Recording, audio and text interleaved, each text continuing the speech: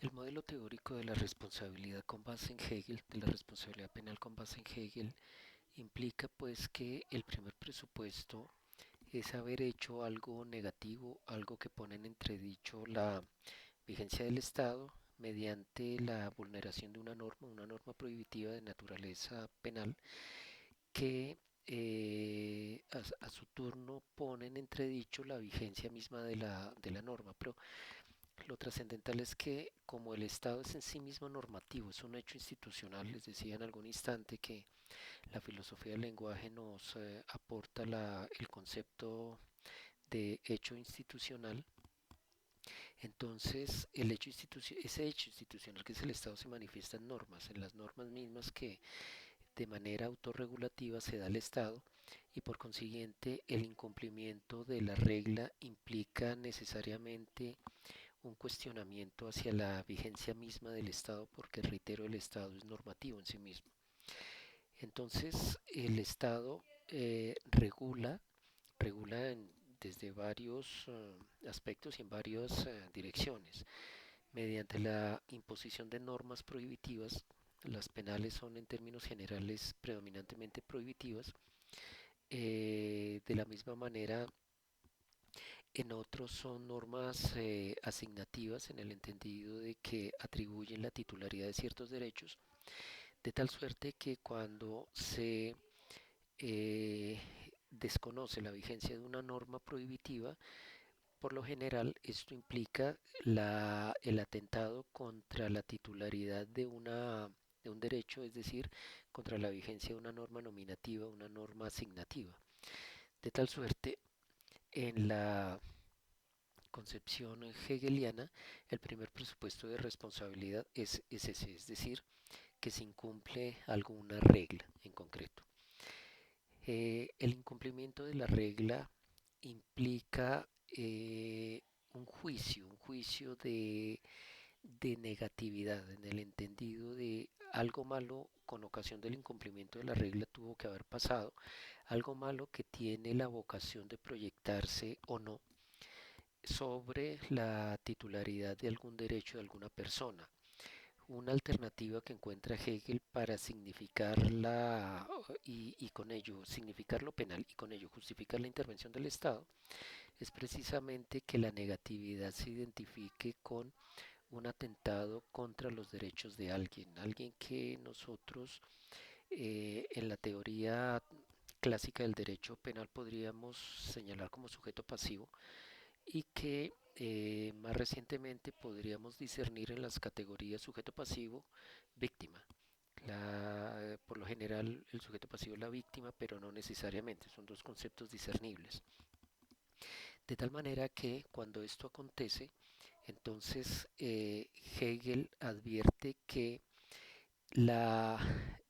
posibilidad de predicar la responsabilidad finalmente va a estar determinada de qué tanto estaba dentro de las posibilidades del sujeto a quien se le deriva la responsabilidad el poder o no, asumiendo la situación, evitar que se produzca finalmente el daño o el aspecto negativo, es decir, que se consolida la negatividad implicada en el efecto sobre la titularidad del derecho de alguien más, ¿no? De tal suerte que desde ese punto de vista, en la consolidación de la responsabilidad hegeliana, de la teoría de la responsabilidad penal en Hegel, tenemos que se dan fundamentalmente tres elementos. Uno, el desconocimiento de una regla. En segundo lugar, la significación o categorización de ese incumplimiento como algo negativo sobre los derechos de una persona.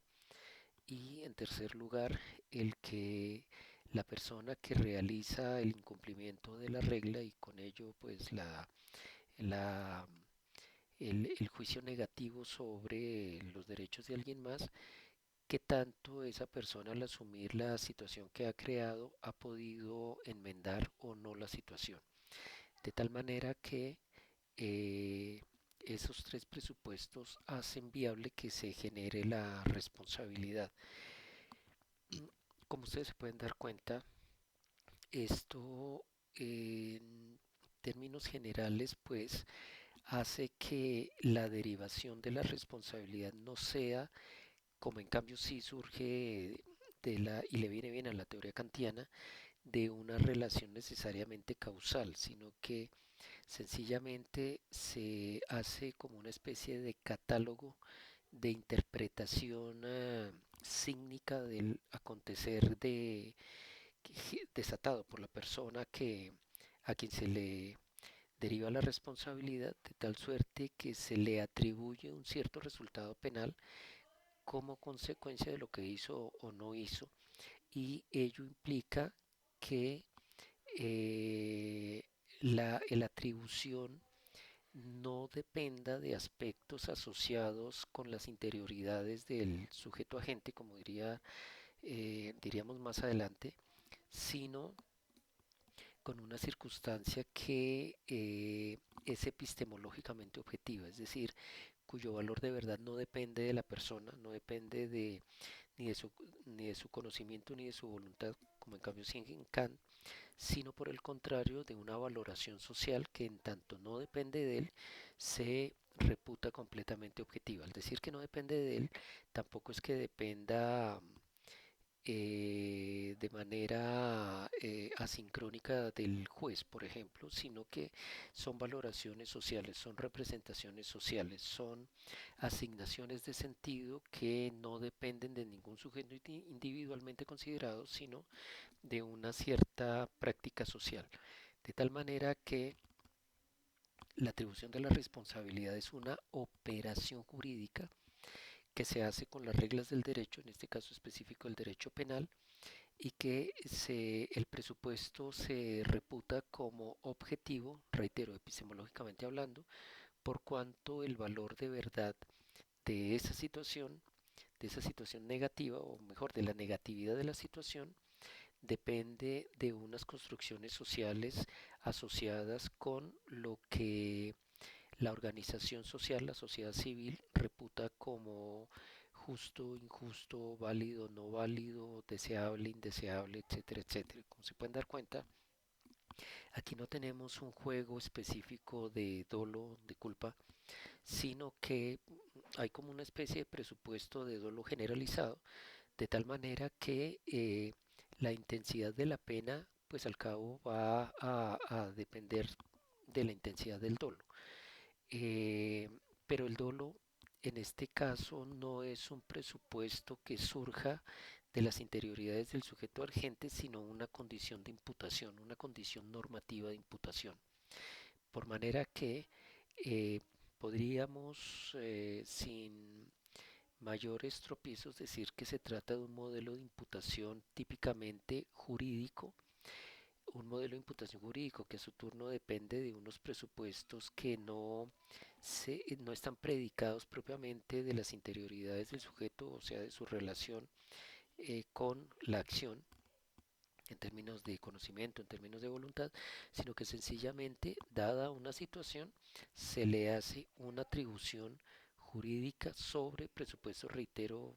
casi que hasta el cansancio, objetivos epistemológicamente hablando, puesto que no dependen ni del sujeto, ni de cualquier otro sujeto en términos generales, ni de la víctima, ni del juez, ni del sujeto pasivo de la acción, etcétera. Entonces, en ese entendido, podemos o encontramos cómo sobre esta base se construye toda la elaboración de la imputación objetiva, o por lo menos en la versión que nosotros conocemos como imputación objetiva, aunque en unos términos podríamos decir que un poco más sofisticados, más elaborados si se quiere, que